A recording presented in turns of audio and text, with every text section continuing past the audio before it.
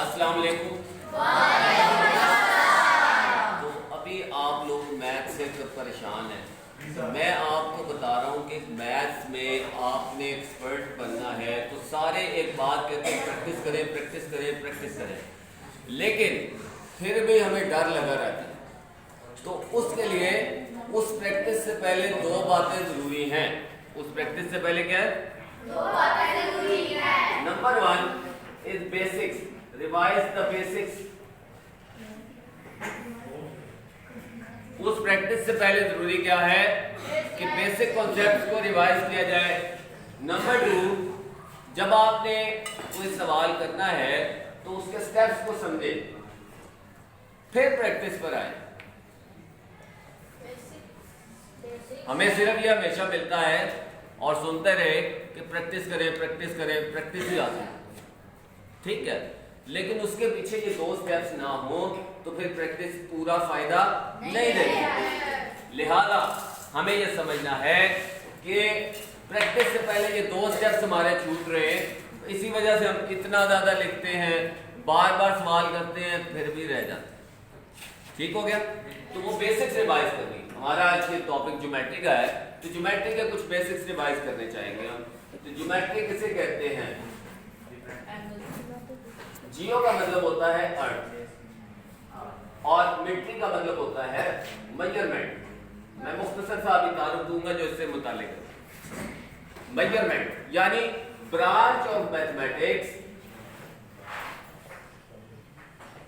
That deals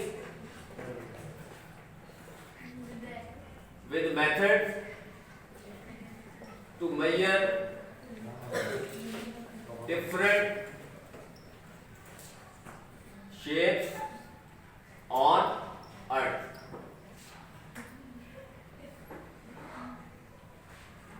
इसमें अब वो मेथड्स देखे जाएंगे। अब शेप्स कैसे बनती हैं? आपके पास सबसे पहली बुनियादी चीज ज्योमेट्री में क्या है? That is point. क्या जी? पॉइंट किसे कहते हैं? कि जिसमें कोई डायमेंशन ना हो, डायमेंशन लेस, ना लंबाई है ना चौड़ाई है। ये पॉइंट ढेर सारे मिल जाएं तो ये बन जाती है लाइन। क्या बन जाती है? इनफाइनाइट पॉइंट्स की यूनियन जो होती है वो लाइन बनती है। और जब लाइन का इसका कोई एंड पॉइंट नहीं है, जब एक तरफ से एंड पॉइंट आ जाएगा तो ये बन जाएगी रे। ये बन गई लाइन और ये क्या है? रे। इसका एक एंड पॉइंट है। और अगर इस लाइन के दोनों तरफ एंड पॉइंट हो जाए तो ये बन जाएगी लाइन सेगमेंट। ठीक हो गया? ये हो गया लाइन सेगमेंट। और इसके बाद अब ये जो लाइन सेगमेंट्स हैं जब ये आपस में मिलती हैं तो ये बनती है फिगर। कम से कम 3 साइडें मिले तो ये बन जाती है ट्रायंगल। वैसे अगर आप देखते कोई भी जगह आपने मेजर करनी है, आपने प्लॉट लिया है, ठीक है, कोई प्लॉट यूं होते हैं, कॉर्नर प्लॉट है, थोड़ा सा टेढ़ा है, अब उसकी मेजरमेंट करनी है आपने। अब ये जो शेप्स डिफरेंट टाइप्स की होती हैं इनको बेसिकली हम कहते हैं पॉलीगॉन।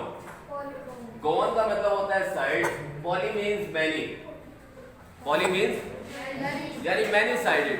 अब इसमें जब 3 साइडें होंगी तो 3 sided close figure is known as triangle.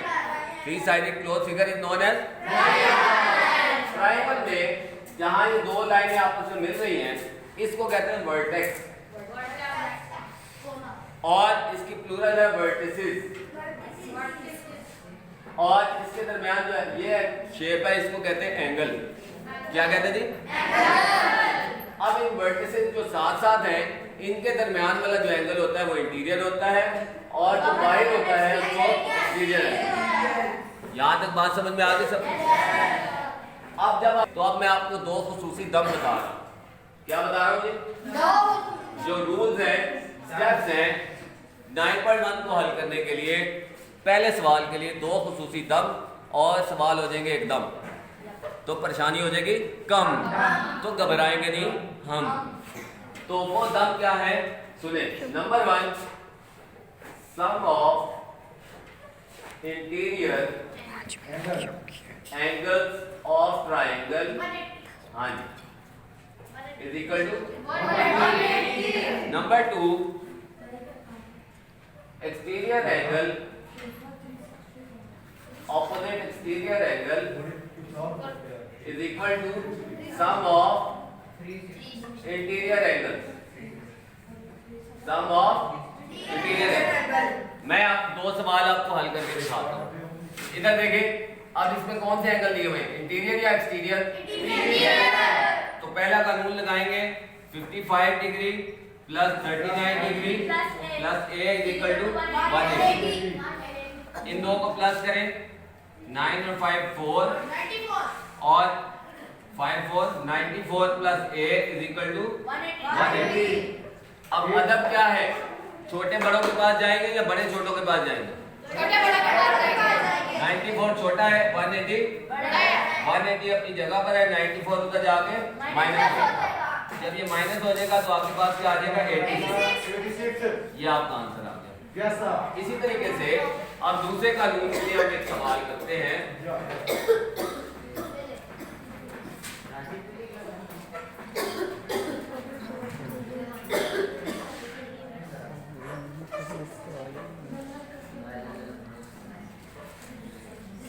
इधर देखिए, यहां से आपके पास ये एक्सटीरियर एंगल, क्योंकि ये फिगर यहां पर मुकम्मल हो चुकी है, ये लाइन बाहर जा रही है, तो ये एक्सटीरियर एंगल में देखिए, एक्सटीरियर एंगल किसके इक्वल होता है? इसके ऑपोजिट इंटीरियर एंगल कौन से? इन दोनों को प्लस कर दें। 9 + 6 5 और 3 + 3 55। तो दिस इज योर आंसर। तो पता क्या चला, उसूलों से जिंदगी गुजारो, मुश्किलों से हौसला मत हारो और मदद के लिए सिर्फ अल्लाह को पुकारो।